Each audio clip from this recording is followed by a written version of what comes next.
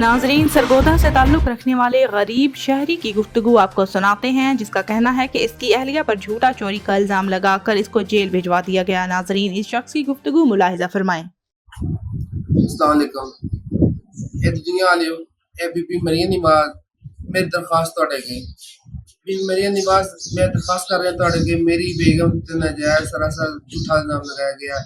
झूठा इल्जाम लगा के, झूठे सुनहरे पकड़ के, झूठियां गवाहियां पवा के, सब कुछ झूठा करके मेरी बेगम को मार कुट के तशद्दुद करके जेल भेजता है।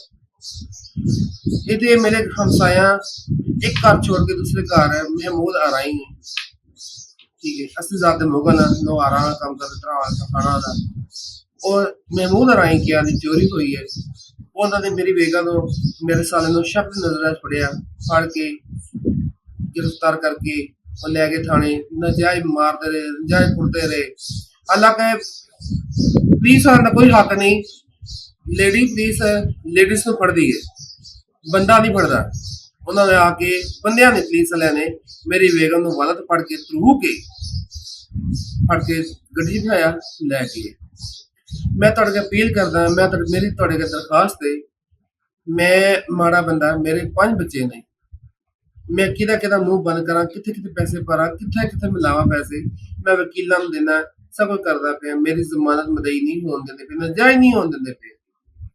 अखीरी हल अखीर मैं हुण तुहाडे अपील कर रहा कि अल्लाह वास्ते करके मैं हाथ तुहाडे बंदा है, बीबी मरियम नवाज, मियां मोहम्मद नवाज शरीफ साहब, मेरी अपील सुनो, मेरी दरखास्त सुनो, मेरी दरखास्त सुनो। असि माड़े बंदे हैं, असि शरीफ बंदे हैं, असि किसी का सूई का नुकसान नहीं करते।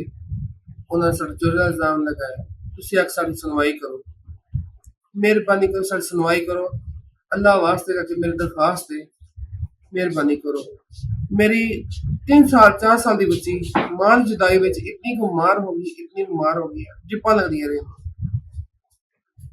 सारा काम उन्होंने शिफारी के दौर पर किया है, पैसे के दौर दम पे किया है। ना मेरे को पैसा है, ना मेरे को ऐसी सिफारिश है।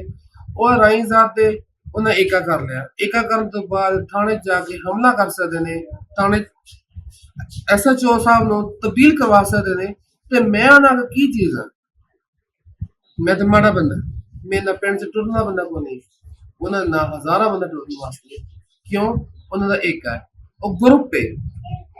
मेरी अपील है तुहाडे अगे, अल्लाह वास्ते सुनवाई करो। इत्थे चक नंबर 42 जनूबी च आओ।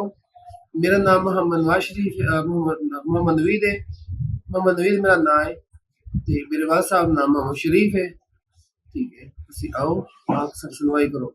अगर मेरे नाल इंसाफ ना होया, अगर मेरे नाल इंसाफ ना आया, मैं अपने 5 बच्चियां नू रख के अपने आप ते अपने बच्चों के रख के पेट्रोल सट के मर जाना है।